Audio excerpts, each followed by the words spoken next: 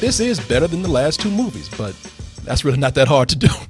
Even though when the Terminator Salvation came out, I gave that a full price, but we won't talk about that. Martin coerced me into doing that. But this one right here, it is almost like wiping a clean slate. This really centers on Kyle Reese, played by Jai Courtney. And we're traveling mostly with him, again, back in time where he's trying to prevent Sarah Connor from being killed so that John Connor, who's leading the revolution of the humans against the cyborgs and robots, except this time, going back, they see Sarah Connor. She's like, bitch, I don't need you.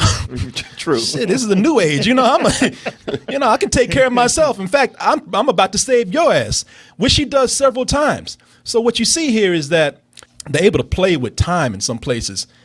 And not only are they going in and repeating certain events, but the director went in and actually, you could tell he did his research. He looked at little details to see like, all right, maybe I can't make these people from the first one look the same and don't want to. It's a different timeline. But as many details as I can get right, such as Arnold Schwarzenegger, a young Arnold Schwarzenegger, in this clip that you're about to see, they actually get that down. It's an impressive effect. And they're also, the scene works that I'm about to show you because it's a great way of introducing some of the new elements that they have. Yeah, I think this guy's a couple cans short of a six-pack. Your clothes. Give them to me. Now. You won't be needing any clothes. Oh, shit! Oh, shit! It's him!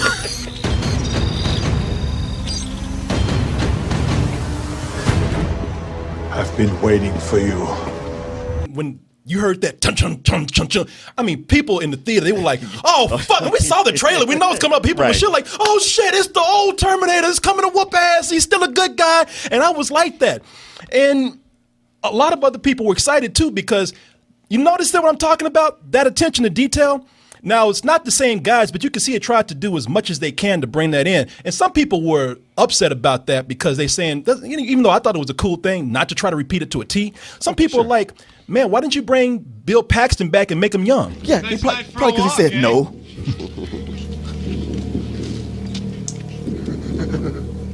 Nice night for a walk. Wash day tomorrow. Nothing clean, right? Nothing clean, right? Okay, you They know can what? find anybody to look that fucking weird. I know. It's like, and even the director said, look, y'all can get mad at me all you want to, but Bill Paxton looks fucking stupid in that first one. Oh, yeah. I love the way gang members dressed in 80s movies. Yeah, right. He's like, you got a goofball with a tire track on his face and blue spiked hair. He's like, the director said, I don't give a fuck. Y'all can get mad at me all you want to. I'm not doing that. And yeah, Bill Paxton said, no, I don't really want to do that either. Yeah. And you expect the Terminator to ask, like, what band are you in? Yeah. And you know what he would say? Green Day. You know, because that's what made me mad. That's what made me mad. I was like, look, y'all, I don't mind if you change the line and making them different punks, but did y'all really have to go and get a Green Day like fake cover band to come in and do that shit? It was good. That nostalgia, that feeling of, oh man, you're taking me back and you're actually being creative with it for about 15 minutes or so, because that's when the fan service came in. It was fan service, action. Fan service, action. It's fan service, foot chase. Fan service, car chase. And you start to notice it early on in the movie where it doesn't feel creative anymore. Like when they bring the T-1000 in, the liquid metal man, it's like, oh, our big thing, what do we do? Oh, wait a minute. Oh, shit, we made him Asian. How about that?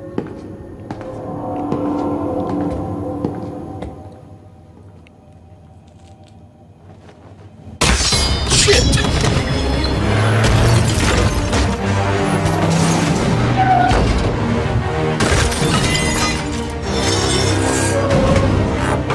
Come with me if you want to live.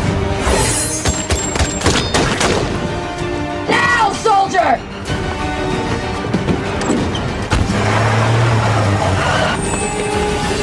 And see, you got the thing there, like, oh, in this timeline, they got him in the eye, just like they did in Terminator 2.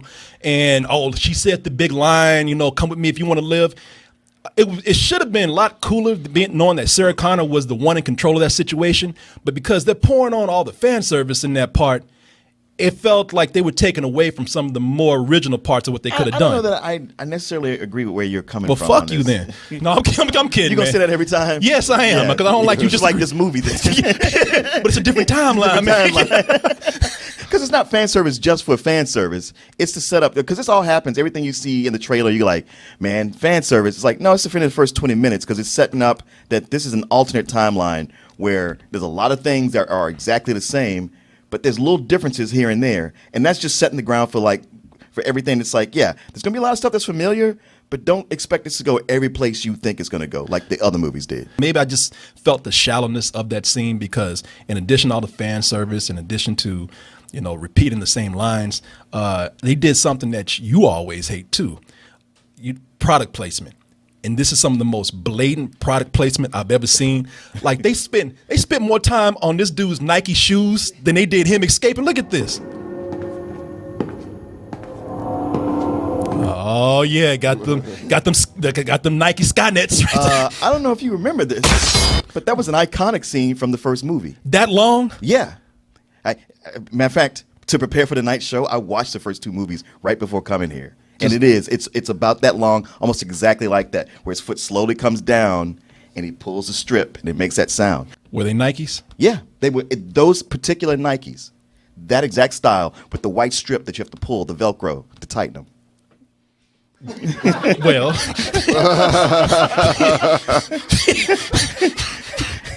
anyway.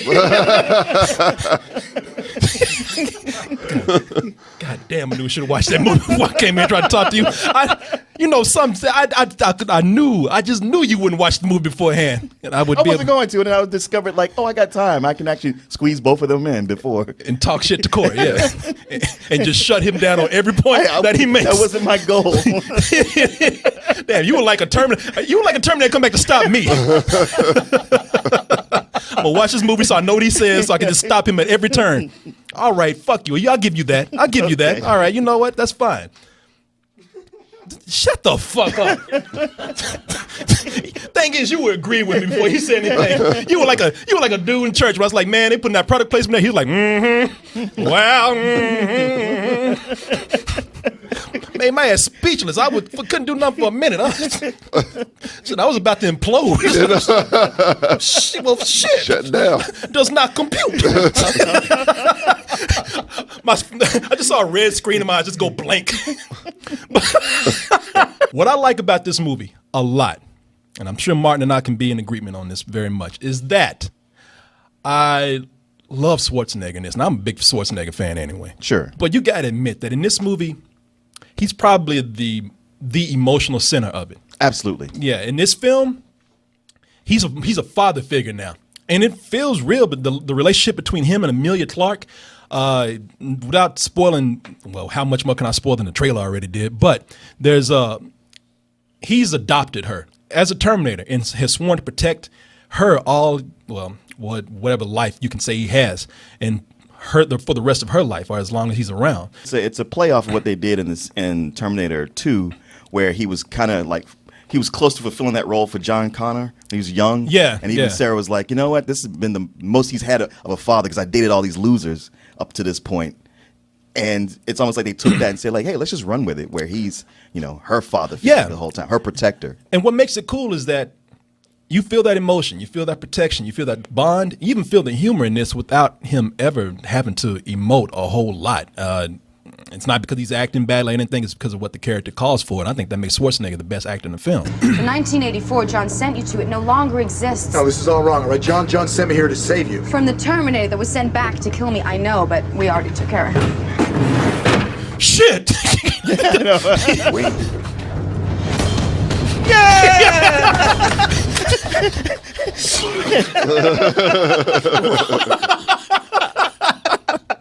Here to kill you, stay in the truck. Shut your ass up. Been doing this way longer than you. Oh, great. That's just great. I did not kill him. But if I was Martin Thomas, I would. Because Martin hates John Oh, Courtney. yeah, he despises him. Yeah. I would say right now I don't hate him. Really? So this is the movie that turns you around? No. I heard this made people actually hate him. Oh, I know. What the fuck? You see do you see what I'm working with right now? This makes no sense. This is the most contrarian motherfucking person I've ever met. Only because you're not letting me finish. Okay, sorry. Yeah, Sorry, brother, please. I think in this movie that he's not good. I think he exposes himself to everyone to see like, yeah, he's like Sam Worthington 2.0. Another Australian who can do an American accent but can't really bring anything to the table. We didn't need another one of those. No, we didn't. we didn't. The only thing that made me realize, I'm like, you know what? I think most of the time I don't like this guy just because I really hate the characters he plays all the time. And he's too good at playing those kind of generic, scowling, tough guys. Yeah. He's not very good in this. Like, especially you go back, you watch Michael Biehn, and you're like, yeah, that guy brought something here. Problem with Jai Courtney is if it's not on the page, you ain't getting nothing from him. Yeah. And here, a lot of it is not on the page for him. You know that Sarah Connor and Kyle Reese, they're the love story here. It's an action film, but there's a love story here. And Jai Courtney and Emilia Clarke, I'm not even saying she's bad. She just when she's working with him in a script that just doesn't allow them to have those moments, it's a bad combination, and we don't get that. You can't bring yourself to call the Khaleesi bad is what it is. But man, I cannot. but both of them are pretty flat here. I mean, it you feels dare insult my queen? It feels like she's trying, but she ain't got a whole lot of range either. And he's below her. Like, the thing is, yeah, they are the heroes of the movie, and yet her. Well, she's Sarah Connor. You want Sarah Connor to win only because you know that character. Him, you just kind of like, man, if I'm honest with myself, I kind of don't give a fuck whether you live or die. It really is like that, man. I mean, Schwarzenegger is really he's the centerpiece. When he comes on and he very subtly says something or does something funny, it works. He's the most charming fucking Terminator there has been. Like, you want one. You want one. You want one for your daddy. Yeah. You remember how your daddy was mean to you? Yeah. And you had those other daddies that they were, like you had other daddies that were, they weren't always happy. They weren't always laughing. They weren't jovial, but they were never mean to their kids. Right. They stuck by their kids. They have in the movie doing certain things where he's becoming more emotional. Like they make him smile, it's like, and that's scary. But when you see it in the movie, it's like, wow, that's endearing, man. Yeah. My father was actually like this. We had company that would come over, like my auntie would come over, and my father had to force that fucking smile to come out. Did you hear it squeak? Yeah, you actually heard that. I'd get some WD-40 on it. Like, my dad just wanted to watch the game, but the preacher would come over, and my father would be like, "Hey, pastor, how you doing today, brother? Be glad the motherfucker get the fuck out my house." I remember my cheeks are hurting. Yeah, what is this? Get this motherfucker out of here. I look at scenes in here where I say, yeah, it did fall apart in the second half, not even like the third act. That's when it hit that pattern of, doing just a standard chase after every other scene of either, meaningless setup or fan service, and especially the scene. Do you see that? I know. That bus is like having them go that high. I'm like, nobody survives that crash. That bus shit would have won is like a silver medal. God damn, that's pretty high up for a bus. That bus actually pole vaulted up in the air, man. That bus is fucking horizontal, upside down. Does it stick in the the air. landing? And she had her seatbelt on at least. Kyle Reese did not. No. And then That motherfucker would be at the bottom of that right now. He would- already injured. he would be let alone, soup. Yeah. he would not. It would be a jacket and some liquid. Exactly. And then when the bus from that shit right there, when it, as you say, sticks his landing, they come back. All right, not even Sarah Connor would survive that, but she's in the. We're like, okay, it's a movie. But then Kyle Reese is sitting in the same fucking scene he was in. Nah, man. And he's like, oh, what happened? It's like, fuck you, man. Anybody get the number of that truck? Yeah, no, y'all are not Terminators. I don't buy that shit. Fuck you. That was kind of the flipping point for me right there. He said, "Am I gonna finish that clip?" You want to finish the clip? Okay, here you go, man.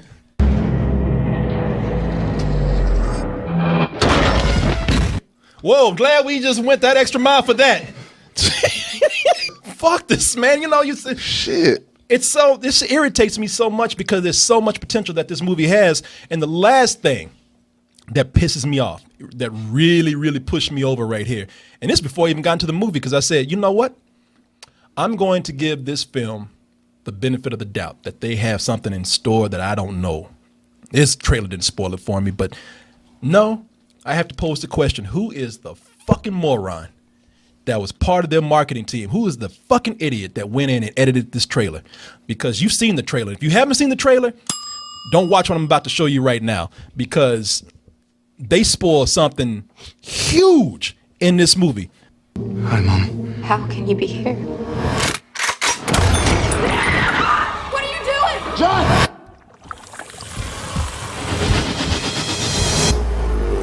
What have they done to my son? Survival was what you taught me. He's the bad guy in the movie. And I mean, I'm just telling you right now, so you don't go in expecting anything else if you've seen the trailer. And even the director here, the director's name is Alan Taylor. He did Thor: The Dark World. Even he damn, Mark. We don't blame you for your action. We just didn't expect it that much. I mean, you've heard relatives die where you didn't act like that. I mean, god damn, man. He directed Thor: The Dark World. God damn, fuck. He's like, over in the corner. Mark, no. Yeah, like On you. But yeah, even he looked at this and he said, why did y'all do that to my movie? Yeah. Oh, did he? Yeah, Yeah, he's there's an article out today. Yeah, he put out there, he's like, when they look at this and they get mad, they're not going to blame the studio. They're not going to blame the editor. They're going to look at me and be like, what the fuck was wrong with that guy? Like, Right. I had control over this. And I feel bad for the guy because I watched it and I said, man, that right there, that should have been something that people went in cold on. And like when they shot him right there, you should have been like, oh shit. And then you see the trailer, you're like, oh, I saw this already. It's a weird thing to me because watching it all play out, I was like, okay, him being shot is effective, but I'm like, it's a bit telegraphed that something's not kosher with this dude when he comes up saying, hey, I'm John Connor, I'm here, right off the bat. And it's something that plays in so many of the movies. It's like you get a rhythm for it. But also, it's one of these things where if that was like the last 30 minutes, I'd be like, well, man, you really spoiled it. But I don't know. That happens halfway through the film. And then the whole rest of it is that. This is what we call being forgiving. Halfway through the film is pretty significant, though, Martin. Yeah. Yeah, Tommy, but you got a whole other half going on with this happening. It's not one of like the last minute reveal. Okay. No, Tommy, no. I was flip flopping between a rental and a low matinee, and I think the movie's fun. I'm not going to say don't see it. I'm not going to say that you can't go in and you can't have fun with it. There's a lot there to enjoy. I just think with this right here, when you had two movies that are considered classics, especially one that was an innovative film, for this to come in and just have so many missteps, so many missed opportunities, there's a lot of disappointment there. So I'm going to go ahead and say that this is a hot rental for me. Okay. Well, I mean, you see it as like, wow, you had these two iconic movies and you come in with this disappointment's kind of a misstep. And I'm like, yeah, you had these two iconic movies and then you had, a much lower step and then just stepping your foot in some shit. But over the last couple of days, thinking back to it, I'm like, yeah, it wasn't really all that great though. I mean, the stuff that's good, I really liked. And there's a lot of things in there that's kind of like, meh. Ultimately, I come down to I still liked it a shade better than you. This is the most confusing thing. I'm like, I liked it. I didn't like it. But that's how it was for me. When I first came out, I was excited about it, and then more I was like, okay, so what's your rating then? It's a low matinee. He got confused himself. Yeah, I did. With all the ratings going, I was like, wait, what happened? He didn't know what the fuck. He even lost his own path on trying to find out what that was. Yeah, better than sex. Wait, what'd I say? So if you would have reviewed this same day, you probably would have given this a higher matinee. Yeah, full price. See, what he would have see, given. Yeah. What is it with you guys in these Terminator movies? I gave it a rental, man. Don't blame me. Okay. Y'all are hypnotized by that shit immediately afterwards, and then. You know what I think he really did? What? I think his whole thing was he went on Rotten Tomatoes and saw that it was tracking. Now you know poorly, he hates and Rotten he Tomatoes. Now you know that's a fucking lie. he watches he lives to talk shit to Rotten Tomatoes, and that's what happened. He saw that it was tracking about 20-something%, and he's like, you know what? Just because it's Rotten Tomatoes, I got to give it a higher rating. I got to champion this fucking movie. I don't know how you are, man. It's all right, buddy. Shut up.